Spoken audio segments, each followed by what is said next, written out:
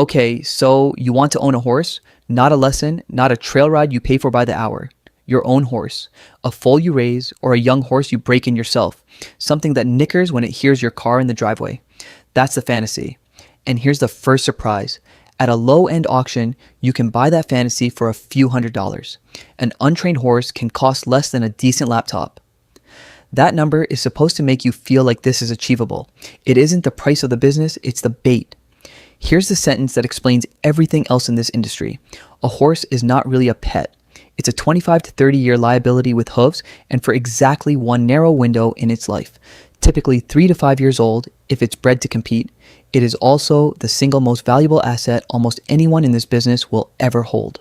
A thoroughbred's racing career runs about 3 to 4 years and peaks around age 4 or 5.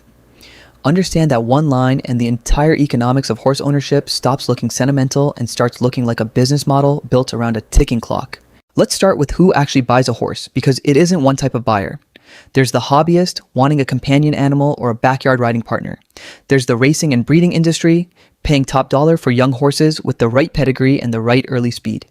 And there's the rescue, which doesn't buy horses at all. It inherits them, usually for a token fee or free, once an owner realizes what they've signed up for. 3 different relationships to the same animal. Only one of them is built to make money, and it isn't the one that keeps the horse the longest. Now, the price tag. Buying the horse is the cheapest part. A backyard horse can run a few hundred to a few $1,000s. A horse with training and a decent pedigree runs several thousand more. Getting set up to keep it is where the real spending starts. If you board, that alone can run $400 to $700 a month for basic full care. If you keep the horse at home, you're paying for land, fencing, a barn or shelter, and equipment before the horse eats a single meal. A barn or shelter alone can run $2,000 to $20,000 or more, on top of thousands in fencing. Add tack, a saddle, basic vet work, and hoof care, and the first year easily lands in the 5 figures. And that's the good case, where the horse never gets sick. Here's the part nobody budgets for, because it never stops. A horse doesn't need feeding once, it needs feeding, boarding, and hoof care every month for the rest of its life. Total yearly cost of ownership typically runs $8,000 to $26,000, depending on where you live and how the horse is kept. Before an emergency colic surgery, before a lameness workup, before the farrier bill that shows up every 6 to 8 weeks, whether you can afford it or not. And a horse doesn't retire in 3 years. A modern horse's average lifespan is 25 to 30 years. Do that math once, slowly. A few $100s at auction can turn into a $250,000 lifetime obligation on an animal whose working, marketable life is over decades before its body is. So here's the question that actually explains this entire industry. If keeping a horse for 25 years is a guaranteed money pit, how does anyone make this pay? The answer is that almost nobody tries to make money off the horse's whole life. They make money off the front end, the few years a young horse can run, jump, or breed, and only for as long as that window lasts. Most thoroughbreds retire from racing by age 5 or 6, after a career that lasts a fraction of their natural lifespan. That short window is the entire commercial window. A horse that's fast enough, sound enough, and young enough can earn purse money, stud fees, or a high resale price.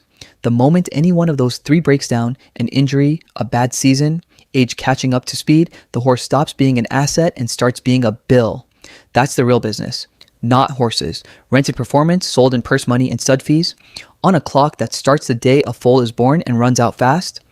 Read that again, because it explains the darkest part of this business without you needing to be told directly. If the only profitable window is a few years long and an industry wants a steady supply of winners, it needs a steady supply of foals, far more than it will ever need horses.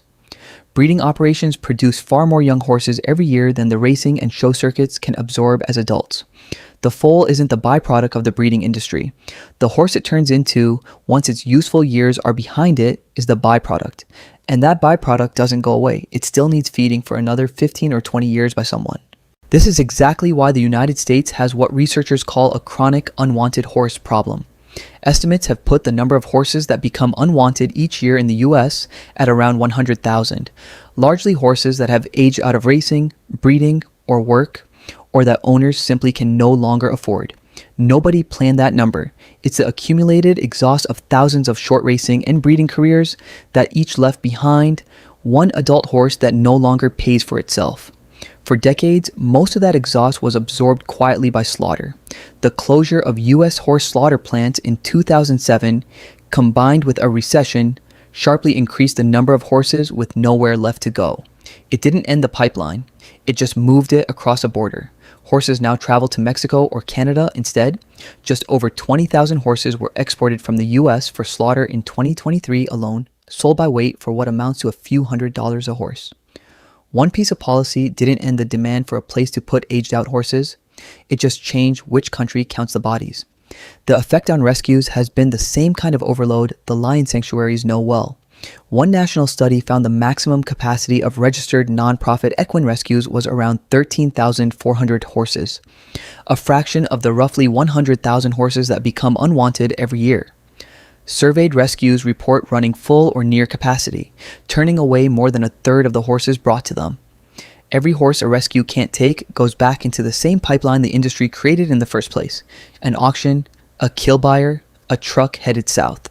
That's the whole risk profile of this business in one picture. In a good year, breeding and racing operations look genuinely profitable, purse money and stud fees flowing in faster than young horses cost to raise. In a bad year, a horse comes up lame, a foal crop is too big for the market, or a career ends 2 years early, and the owner is left holding an animal that can live another 2 decades, costing thousands a year, that no rescue has room for and no buyer wants at more than slaughter weight. There is no clean exit once the racing clock runs out. So if you're still picturing that foal nickering in the driveway, picture the rest of the timeline too. In 3 to 5 years, the racing or breeding window closes and the horse stops paying its own way. In 10 years, it's just another mouth to feed, worth whatever the next owner is willing to pay per pound.